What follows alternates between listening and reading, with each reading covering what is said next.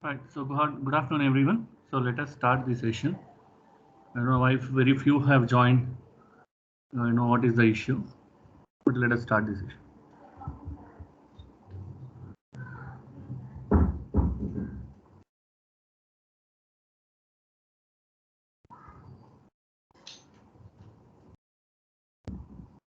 All right.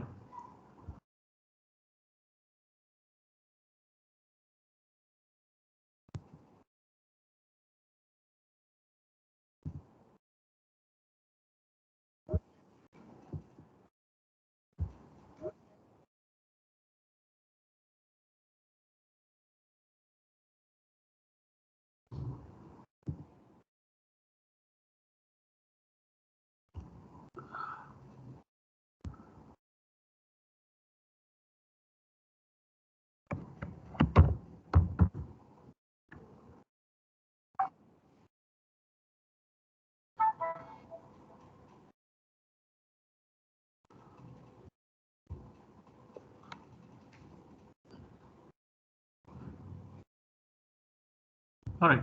So yesterday class we are discussing about the inheritance. So what is inheritance we have seen.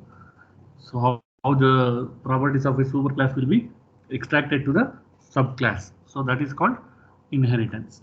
Then we have seen we are going to use the extends keyword in order to implement inheritance. So the concept we have seen is the variables which we have declared in superclass can be accessed by the subclass object as it is a subclass to the superclass called A. So that is the example we have seen. And one more example we have seen is if any of the variable is defined as a private, if any of the variable is defined as a private, that variable cannot be accessed. That variable cannot be accessed in the subclass.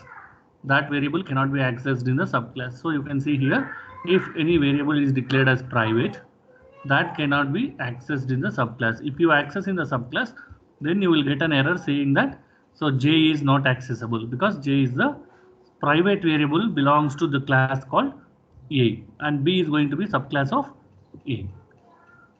So this is another example we have seen. So whenever you are passing variables, you should be very careful while passing the variables in the methods. Then, so we just want to see the superclass. Okay, so this is what we are going to see now using super. So what is this super? What is this super? See, as I said yesterday, so the super keyword will be used in Java. The super keyword will be used in Java when we have multiple classes. When we have multiple classes, then we'll go for super keyword. Then we'll go for super keyword. See, as I said, like if you have 10 super classes, 10 subclasses, so which class the child class is referring, we don't know, right? Which class the child class is referring, we don't know. That time we are going to use the super keyword. That time we are going to use the super keyword. Right. So you can see here. So the super keyword basically is to refer the parent class object, right? So to access the superclass members, constructors, superclass methods and constructors, we are going to use the super keyword. It is basically to eliminate the confusion between the superclass and subclasses.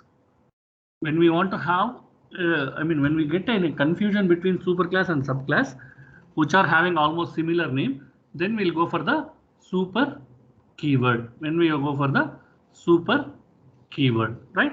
So the basically superclass has two forms. The first is called as superclass constructor. So that means we are going to call the constructor of the superclass. We are going to call the constructor of the superclass. Second one is when you use to access the member of the superclass. We want to access the member of the superclass which is hidden by a member of subclass, which is hidden by a member of subclass, right? So these are the main forms where we are going to use the super keyword. Super keyword. So let us see an example so that you can understand.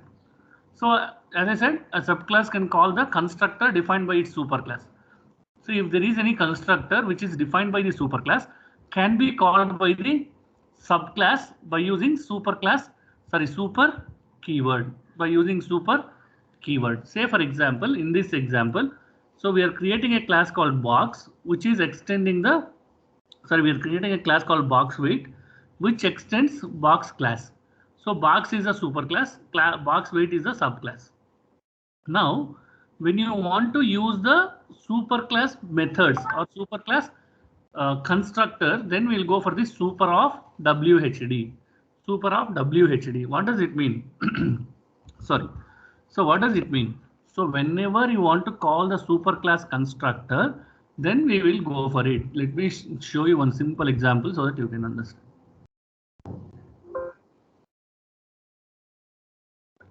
I'll show you one small example how it is going to. Say for example, class. I'm just calling sample.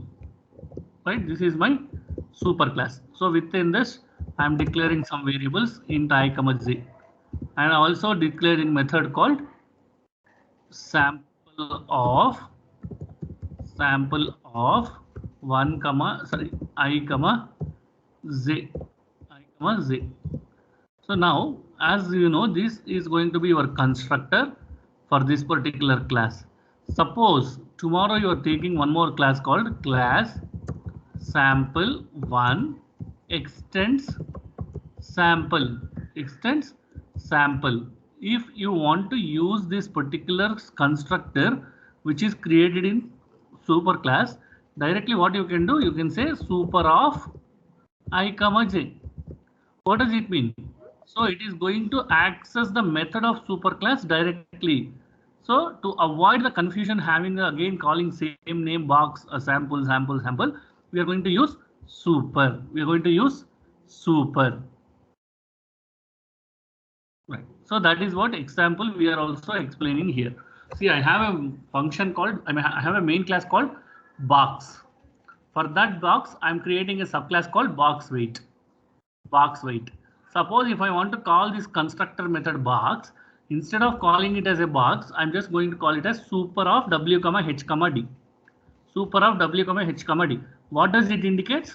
So this method presents in the superclass. Go and access there. Right? So like this, the super keyword will also be used in order to implement inheritance methods. Right? So this is how super will be used. Right? So what does it mean? So when you call the super, so it is going to have arguments WHD as shown here. So it is going to call the class called box. Box constructor is called, and which is going to initiate the variables width, height, and depth. So as I said here, if you take the same example also, let me allow someone has come. Oh my goodness, keep on coming. No problem. So for example, I'm just taking same example. I'm creating a class called box. So within the box class, I have variables like int width, depth, height. Within this, I'm just going to have a constructor called box of int width, int depth, int height. And for this, I have written some logic. Return width into depth into height. So this is the method which I have written, constructor class. Now what I'm doing, I'm just closing this class. I'm creating one more class called class box weight extends box. So within this class, if I want to access this constructor, instead of confusing by calling name box, I'm just going to call it as super of w, d, h. Now when you call this super of w, d, h, what is going to happen? So this w, d, h is going to call the constructor of the superclass, and it is going to execute this logic. So this is how we are also going to implement inheritance using the super keyword, which we are using the super keyword.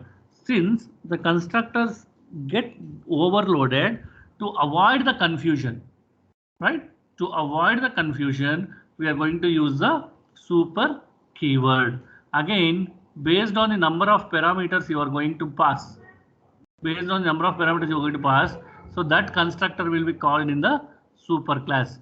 If these variables are not matching with this count, if suppose if you have here wdh comma q, then you will get the nil output. You won't get any error. It will say constructor not found. Proper constructor not found. Constructor not found. Why you will get constructor not found? Because the actual parameter passed for the constructor is 3, but here we are passing 4. So based on the number of variables or number of parameters, it is going to access the constructor. It is going to access the constructor. That means basically when you want to create a method or when you want to call a method which is there in the super class, so you can use the super keyword. You can use the super keyword, right? So this is a first advantage or first use of the super keyword. Then second use of super is a second form of super acts somewhat like this, except that it always refers to the superclass of the subclass. Superclass of the subclass in which it is used. This use the following general form. What it will do? It will use a super keyword dot member, right? So let us take an example. Now you can easily understand here. We have two classes as we have seen previously. Class A. So within the class A, I am defining a variable called I. Defining a variable called I. So here what I'm doing, class B I'm creating which extends the feature of class A. This is called inheritance. This is called inheritance. So here what I'm going to do, I'm going to define one more variable called I. I'm going to define one more variable called I. So as I already is there in the class A, already is there in the class A. Now what I'm going to do is I'm just going to call a method or constructor for this class called B int A comma B. Now for the I variable, we are going to store the value of A. We're going to store the value of A. So the moment you use this super keyword here, the A value will be stored to the I which is there in the super class A. It is going to store this A value not to this I. It is going to store to the super class keyword I, because this is where super keyword is going to work. But when I say I equals to B, so this I is going to be stored in this particular I which belongs to class B. Because I mentioned here super, so it is going to store this value to the variable which is defined in the super class. Here I have not mentioned anything. It is going to store the values to the subclass or this particular class. So now in the main method, if you call class B sub object equals to new B of 1 comma 2, new B of 1 comma 2. Now this value becomes 2 and this value becomes 1. So the super keyword is going to access the members of the super class very easily, whether it is a method or variable, whether it is a method or variable. If it is a method, we need to do? We need to use super keyword and call the constructor. If it is a variable, sorry, if it is a variable, you need to use it as super dot I equals to A. So that means the I of super class will be stored with a value called A. So in this case, A value is 1. So 1 will be stored in this I, 2 will be stored in this particular class B I, class B I. So the I value of A is 2, 1. I value of B is 2. I value of B is 2. So this is how the super keyword will be used for the accessing the methods and variables. So is it clear? Any doubt with respect to super? Is this clear or any doubt with respect to super? So there is some chart, we'll check.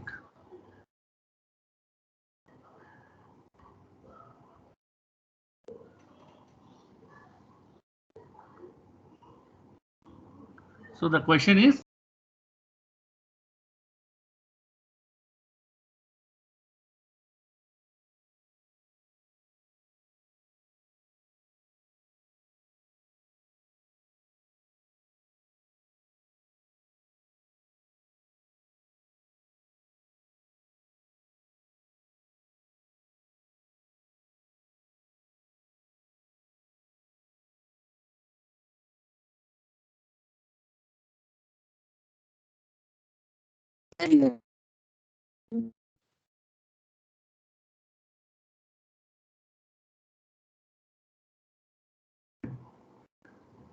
Sorry.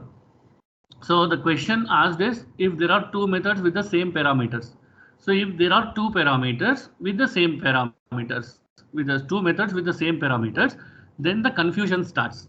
So that is where compiler is going to fail its functionality, right? So you can see here, since constructors can be overloaded, so super will be calling using any form defined by the superclass.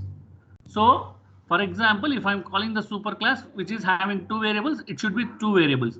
If it is three variables, three variables. Suppose if I have two methods with the two variables, if I have two methods with the two variables, then what is going to happen? The confusion will start.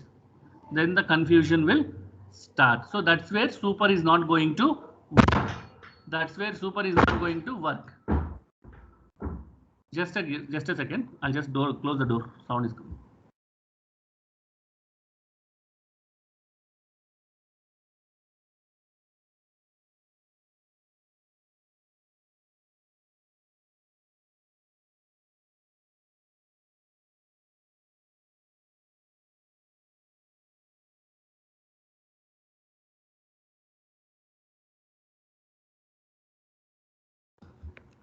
All right. So that's where your super will fail. So if you have multiple methods with the same number of arguments, so then the super is going to fail. So if you have only one method, then you can make use of the super keyword in order to call the particular constructor. All right. So the second advantage, as I mentioned, you can use super keyword when you want to access the members of the class also. Right. So hope I answered your question, Ashish. So if you have multiple methods with the same number of variables, super is going to fail. You cannot use it directly. If you have only one method where you need to call the superclass constructor, then you can use it. Right. Next. So let us go to my. Excuse me, sir. Yes, madam. Sir, superclass can be accessed only one time or multiple time we can access it. You can access any number of times. Accessing, there is no limitation. You can access any number. Okay, then I have a doubt. In superclass, there will be three parameters. And there will be two methods. In that method, first method will be taking only two parameters. In the second method, will be taking three parameters. Will this work or no? So that's what I'm telling. So if you have two methods with a different number of variables, suppose if you have a method called A with two parameters, B with three parameters. So when you are passing super with three parameters, it is going to access B. If you are passing super with two parameters, it is going to access A. Again, you are using super with two parameters, again it will access A only. Again, if you are using super with three parameters, again it will access B. So when you have multiple methods with multiple number of variables, no problem.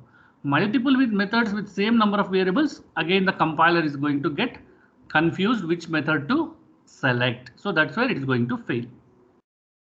Hope I answered your question. Thank you.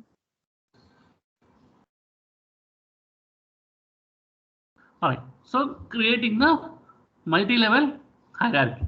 So till now what we have seen is we have seen only simple hierarchies like one superclass, one subclass.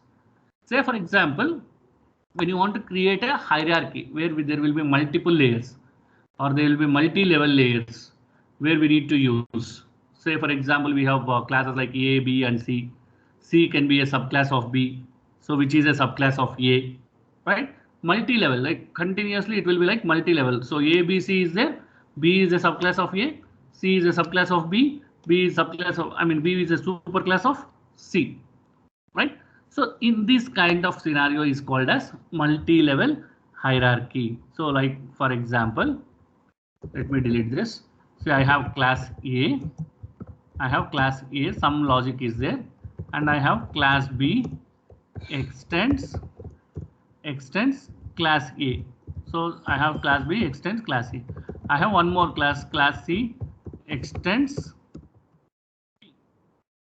Again I have one more class D extends C. So now what will happen? This is the superclass of, sorry, this is the superclass, and here, so B is a subclass of A, and here C is a subclass of B. Here D is a subclass of C. Right? So this is called as multi-level hierarchy. This is called as multi-level hierarchy. So as I said yesterday, Java supports multi-level inheritance, but it don't support multiple inheritance. It won't support multiple inheritance, right? So as we have created one function previously, one for class previously, box weight. So it will become super class to the next classes which you are going to create. Like for example, shipment. Again, shipment will inherit the properties of box weight and box. So that means you see what is going to happen in multi-level hierarchy. See, class T is extending class C. Class C is extending class B. Class B is extending class A. That means class D is going to extend class C, class B, class A. Class B, class C, class A. Because it is a multi-level hierarchy which we are going to use, right? So let us take an example here. Okay. Program is not there. Program, multi-level hierarchy. Multi-level hierarchy, this one. No, multi-level hierarchy is there. I'll show you. Let me just show you an example. Multi-level inheritance in Java program.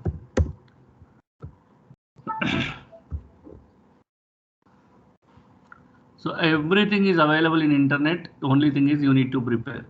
So this is one of the best website you can access, javatpoint.com. To access your any of the languages, you can access Java T-Point. Okay. Right. So let me go to multi-level. Yeah. So you can see here. So what is going to happen now? So first we have class called animal. There is some logic. Don't worry about the logic.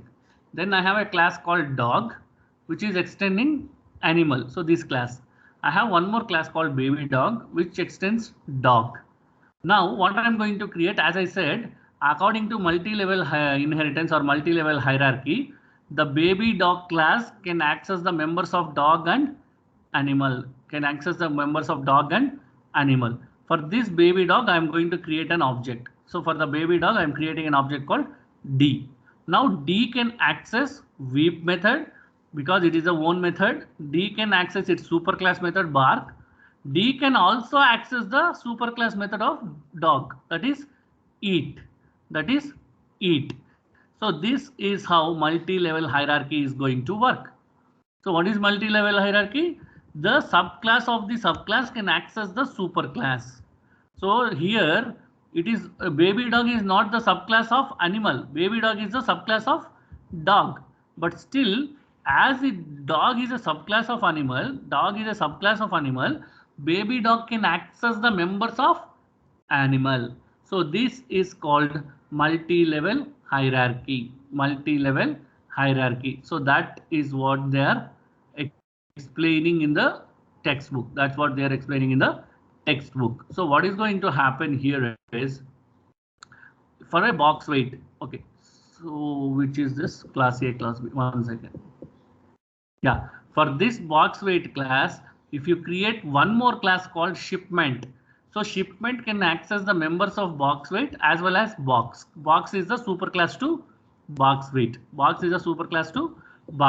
So that's what they are telling here. So that means, so when if you want to access the superclass of your superclass also, you can use it, right?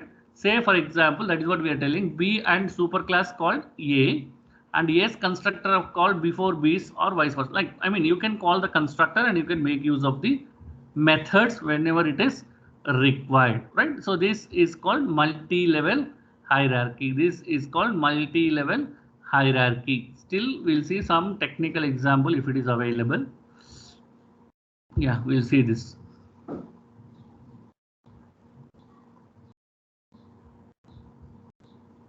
All right. All right. Now you can see here, there is a class called car. Within the car, there is a function method called car and vehicle type.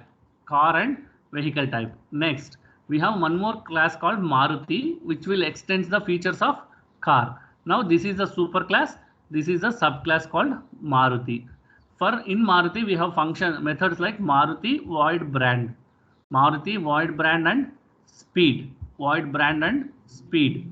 Now we are creating one more class. We are creating one more class, which is Maruti 800, which will extend the features of Maruti, which will extend the features of Maruti. Now what we are going to do, we are going to create method like Maruti 800 and speed and speed. Now what is going to happen? We are going to call the object for this Maruti 800, object for this Maruti 800, which is OBJ. Now you can see OBJ can access vehicle type method, which is there in the main superclass car. OBJ can also access the brand or Maruti class, Maruti function, which is there in the Maruti. It can also access Maruti 800 or speed function, which is there in the its own class. So this is called multi-level hierarchy. So that means in multi-level hierarchy, the subclass of the subclass can access the members of the superclass. The subclass of the subclass can access the members of superclass. That means class D can access the members of class C, class B, as well as class A, because there is a relation amongst these particular classes, So that is what we are telling, how we are going to access the multi-level hierarchy. At the same time, you can also call the constructor class whenever it is required. So whenever it is required, you can call the constructor class, right? So if the required parameters, you can also pass the parameters. So that is how we are going to do the multi-level hierarchy or multi-level inheritance. We will call it as multi-level inheritance, right? So any doubt in that?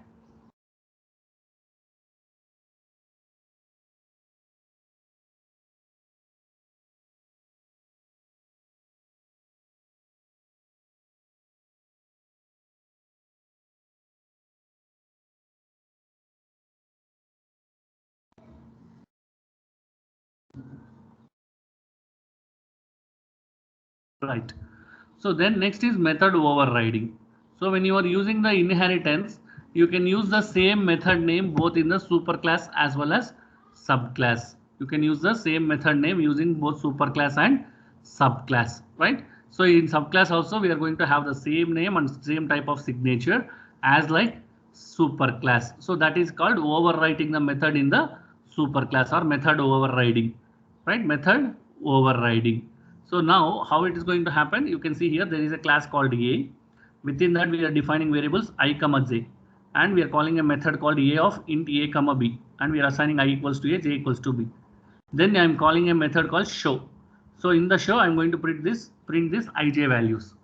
Same way I am creating a class called B, which will extend the features of A. So here I am creating a variable called K. I am calling method B of int A comma B comma C. B of int A comma B comma C. Now super of A comma B. So when I say super of A comma B, it is going to access this A method. It's going to access this A method and is going to fetch the values of I and J according to that. Then I'm assigning K equals to C. Now you can see here I have written already void show function in the superclass. Same void show I am writing in the subclass also. So that means method overriding is possible when you are using the inheritance. So in the main method, what I'm going to do, I'm going to call B sub object new B of 1 comma 2 comma 3. Now what is going to happen? So it will come here. It will check 1 comma 2 comma 3. It will assign value to A comma B, this one. So super of 1 comma 2. then it will come here. So I will become 1, j will become 2, j will become 2. Then, so the moment you call subobject dot show, so it will come here and it will print the value of k. It will print the value of k. Why it is taking subobject when we show subobject? Why it is taking not superclass, only this class? See, we have two show methods. Actually, when you call this subobject, if the methods are there, it will call the superclass method also. That's what we have seen yesterday also. So when you call in the inheritance, it's going to call the superclass method. But here, already it is there with the B. So first it will call here, then it will print the output. It will print the output. So that means method overriding is possible in inheritance, provided that, right? So based on the values which we are going to pass, it is going to execute. So if there is no values, the subclass object or subclass method will be executed. The subclass method will be executed, right? So like this, you can also do the method overriding. Now, what is going to happen? Suppose, so when you use this, if you call super.show, if you call super.show for the same example, then it is going to execute this show. It is going to execute this particular show. So when you are calling only sub.show, then it is going to execute only the subclass method, then subclass method. So in this kind of scenarios, we are going to use super keyword. In this kind of scenarios, we are going to use super keyword. For example, subob.show will show only this show function. You want superclass show, then what you can do, super.show. That's what we have done here. Super.show. Now what is going to happen? It's going to call a function called show or method called show, which is there in the superclass. So here superclass is A. It is going to call method show, and then it will print the ij value. So what is the ij value? 1, 2. Ij value says 1, 2, right? And k value, we are printing k value. The k value is 3. K value is 3. So that means, so whenever you have a overriding of the methods, so if you want to call the method which is there in the superclass, then you can use super keyword. Then you can use super keyword. If you are not using super keyword, then it is going to take the subclasses. Then it is going to take subclass method, right? So this is another example for, this is the same example for the method overriding. So method overriding occurs when we have same names and the same type of signatures. Same names and same type of signatures. So then the method overriding will occur, right? So this is almost same program which is we have seen previously. And so here we have void string message. It's going to print the string message. In this class, what is going to happen? First we created b1, 2, 3. Now show this is okay because it is a string method. Directly it will go and it will execute. It will execute. But here it is not the string method. It's an empty. So then immediately it will check whether it is empty or not. If this is not empty, then it will check in the superclass.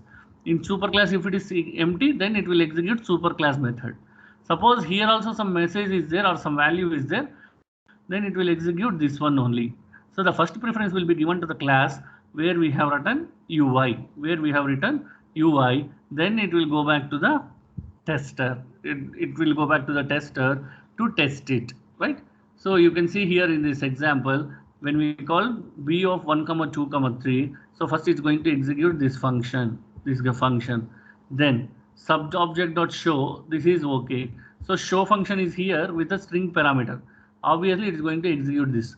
When you are not passing any parameter, it will go to here and then it will pass the execution statement, or it will pass the statement which is supposed to be passed as a parameter, right?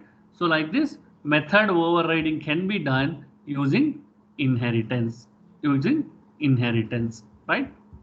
So any doubts, any questions you can ask with respect to method overriding.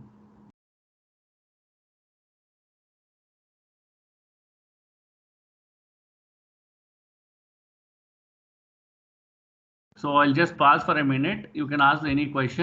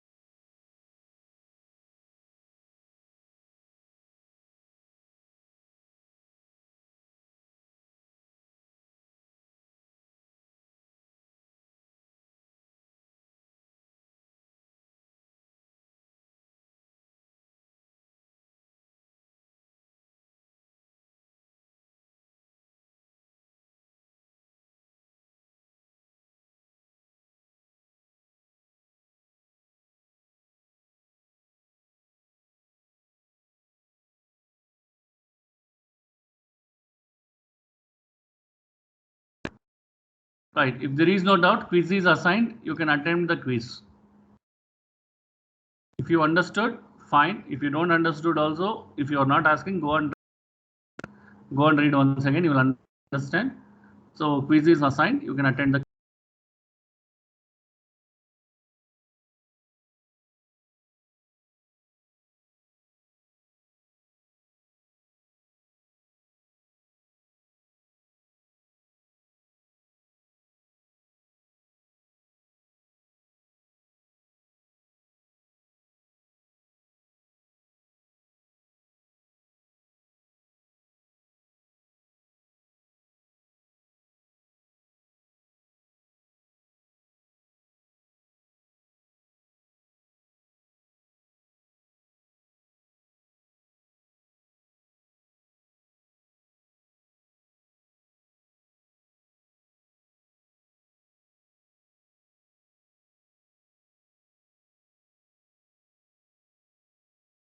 So you can attempt the quiz and then you can quit. You can join the next class. So thanks for joining.